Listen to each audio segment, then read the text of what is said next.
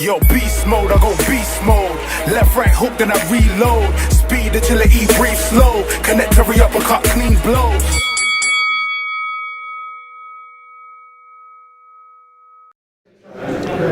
Okay, so it's Chris Waddams here with Mickey Helliet. Just been at the Rooney's gym for the press conference for your February 18th show at Your Call. How do you think the press conference went, Mickey? I thought it went well. I thought the guys are very enthusiastic, they're very keen, and that's what we want to see in especially in the top of the bill. You can really sense the opportunity that's there for both of them, and the fact they really want to perform and put it all on the line on the night. And that's, as a promoter, you can't ask for more than that. I mean, we never know what the actual outcome. You know, we can sort of weigh it up and think, all right, that should make a good fight. Those styles should work, but you never know till the bell goes. I'd be amazed if this isn't a good fight, because I know we've got two athletes. They've had plenty of notice, so they're going to be in very, very good condition, and they're both going to go for it. They're both going to try and rip this belt away with both hands. Not going to leave anything to chance. Just let it sort of unfurl whichever way. They're going to go for it. Normally, that makes for a good fight. Okay, so it's quite a stacked card. Got quite a few fights on it. Apart from obviously your main event, what fights are you looking forward to? I think me personally, I got a guy called Ibs Merkan having his first fight. Signed a 3-year deal with me. Got a really good attitude to it, and again, you never know, but I just get that little feeling he's really keen to get stuck in, and you can't normally go wrong with people like that. Then we got the Robin Dupree 8-round challenge belt. Looking forward to seeing that, definitely. His opponent is a little bit of an unknown, but they're definitely coming to have a go, so that'll be interesting to see how that goes. And I've brought over quite a few Greek fighters the last sort of 12 months, and I've never been disappointed. Every single one comes to have an absolute tear up, you know. For small hall boxing, it makes for what the punters that buy tickets, that's what they want to see. So looking forward to see, and to see also Robin progressing through sort of longer fights, because the styles change a little bit. They progress, they start to sort of actually process what's going on a little bit differently, and how to adjust to it, the adjustments they make. It'll be interesting, because I think Robin's a really good fighter. It's a shame he's sort of one of the unfortunate ones who's like really, I'd say maybe too small for cruiser as he is at the moment. He's too big for light heavy, so really he's got to go to cruiser, but it takes time to build the muscle, to stack up on top of what you've got naturally. But he's a good, very skilled fighter, good fighter, so I think we'll have a big year this year with him. Good run of fights. Maybe Southern area, maybe English. There's a few different things that we could look at doing with him. I think an interesting one would be the rematch that we've Davis Pagan against Sonny Whiting. I'm looking forward to that, because the first fight looked like Davis Pagan was coasting. Not much in it, but he won every round, got nicked every round.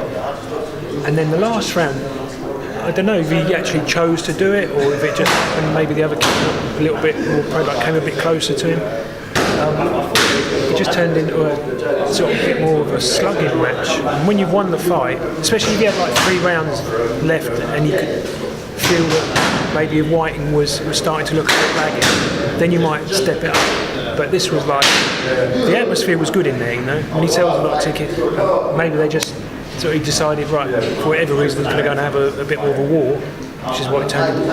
And he got caught, and inexperienced guys often, they get caught rather than hold or move their head or do whatever they can, start fainting. He actually started slugging, standing with him, and then he got caught again, and then he started slugging. Every time it looked like his head was clear, he'd get caught again, and he got stopped.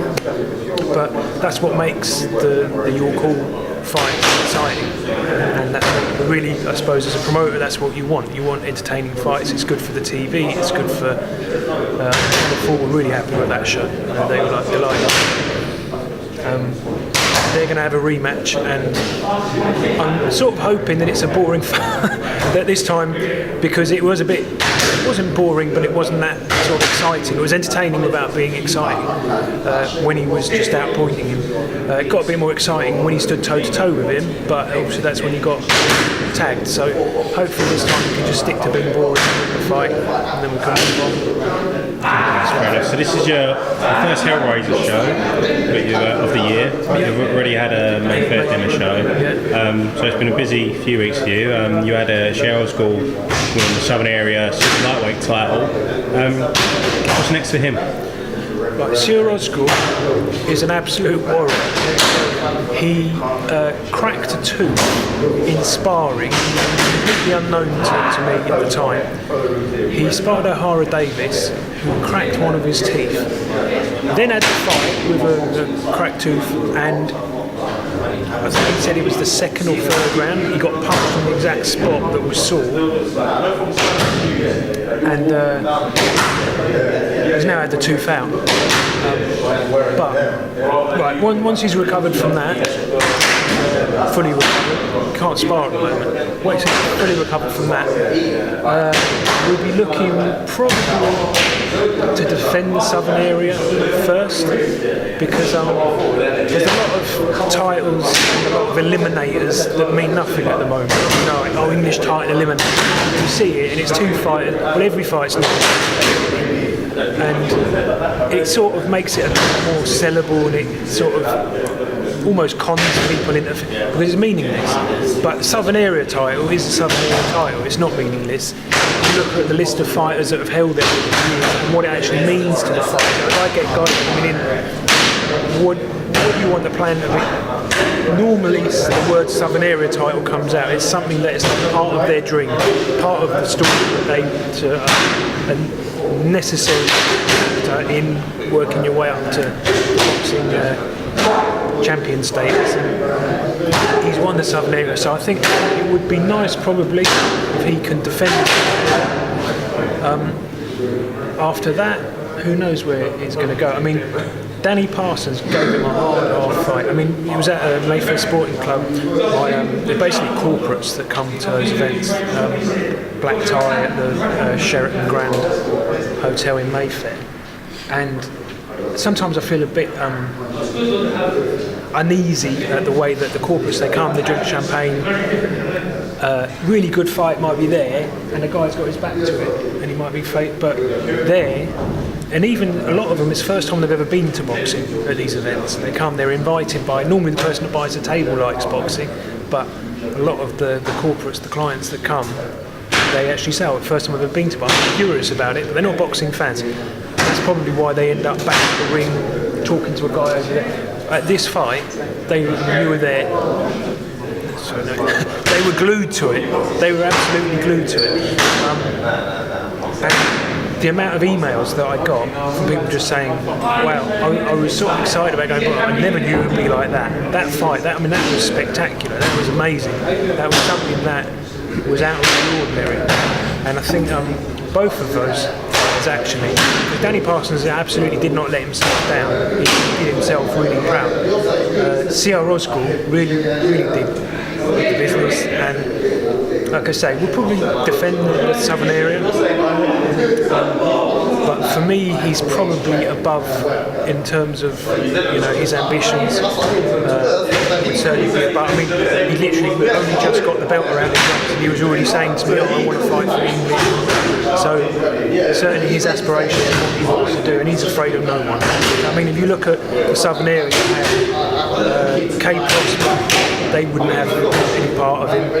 Then Raheem Noble relinquished it as soon as he was going to be forced to fight Sia.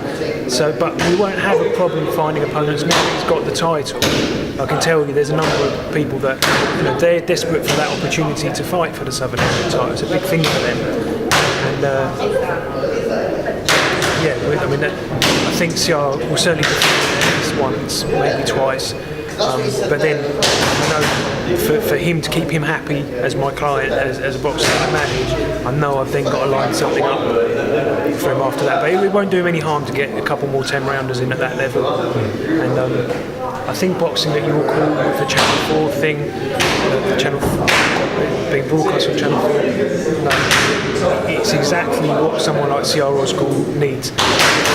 In Britain he's well known, he's becoming well known, and after we put him on before, he's boxed on Channel 4 twice now, his little field of followers, even actually some of them Turkish people that are based in, but also some we've had people just from England that sort of come on.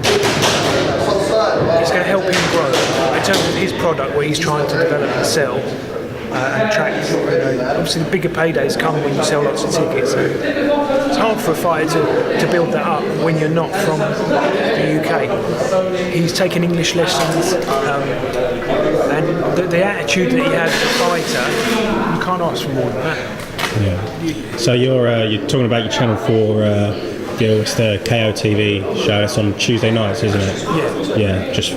Maybe people that don't know. Tuesday nights goes out about 12:30, something like that, and they show some fights from America. And they show fighting.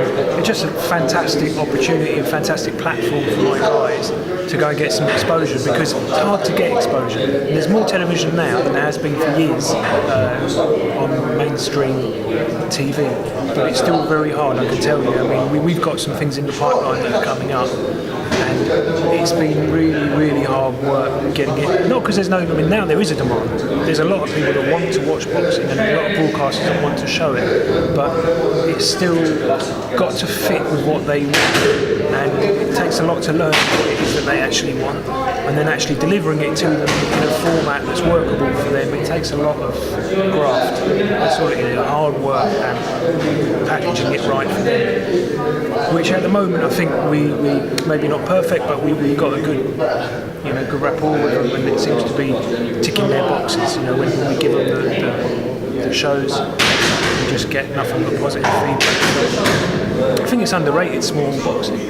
People don't understand it until they actually watch it, but now it seems to be slowly creeping into the mainstream. That people acknowledge it and they understand it. And that's good for the fighters, because it means more money coming into the sport, means we can publicise it better, we can actually pay the fighters more, which motivates more guys from the amateurs to come into the pro game, and attracting the amateurs into the pro game from my important. I can show to these guys, right, if you sign up with me, you've got sort of framework, a structure that can be successful for you. Look at this guy now fighting for the British title. He came through the Hellraiser shows. We've got a couple of big fights coming up that we're announcing in the next couple of weeks, and both from guys that came through the Hellraiser system, from the bottom through the 4-rounders, 6-rounders, 8-rounders. Now they're going to 10-rounders and 12-rounders. And really, it's very satisfying for me, because that was the whole point of it in the beginning. When I first started promoting, I never actually wanted to be a promoter. It was of no interest. I wanted to be a trainer. And the problem was, is that I realised if you don't have the backing of a promoter, just as a standalone trainer, you've literally got no chance. You've got no chance. You need to find a promoter who knows what he's doing, who's not going to rip you off, who's going to, deliver, and also who's got the inroads into TV, who's got not just talking about, because many promoters talk about, we're about to, but actually having it, saying, look, it's there. That's not maybe, that was last week. This Tuesday of this week, it was on Channel 4. I could watch it. So then the fighters see it, and it makes it worth their commitment. It makes it worth it for them to actually give it a go, take the plunge. And it's still hard. I can tell you, it's very hard. But I've got a couple of guys now that have come through that system that have got massive paydays coming up now. I'm really pleased to deliver that to them. That's what I do it for. The buzz that I get from getting them that. That's good. So going back to this show coming up, is there still tickets available for Hellraiser? There are. It's going to be. I can tell you, it's going to be absolutely packed because we've sold miles more than we normally do at this stage. There's a couple of fighters that have come back to me sort of 2 or 3 times, so it's. Stop swinging this phone. Yeah, there's a couple of fighters that have come back to me more than once asking for more tickets, so we'll get a really good crowd. I mean, hopefully you'll be there on the night and come and have a look and join us. And yeah, it's going to be. I mean, difficult to know till the night, but I think it's going to be absolutely rammed in there. You've got really, really good fights throughout the card, so that means we're going to have loads of people and good fights. That means good night for everyone. A great atmosphere. Adds that little spark that you need for it to be. Because sometimes you see like a 20-fight card, there's just no really exciting fights, or no fights that really that's a good fight. That is a good fight. That's a good fight. And it just becomes tiresome. Even for me, who's an out-and-out boxing fan, passionate about boxing, I get bored of it. So what these people think, they must, send them a stick. Here, we've got some really, really good fights. And I mean, the top of the bill is a really, really good fight. And I mean, if you heard them there talking in the press conference, the way they're talking, you can see neither of them is considering defeat for a second. They're there to win.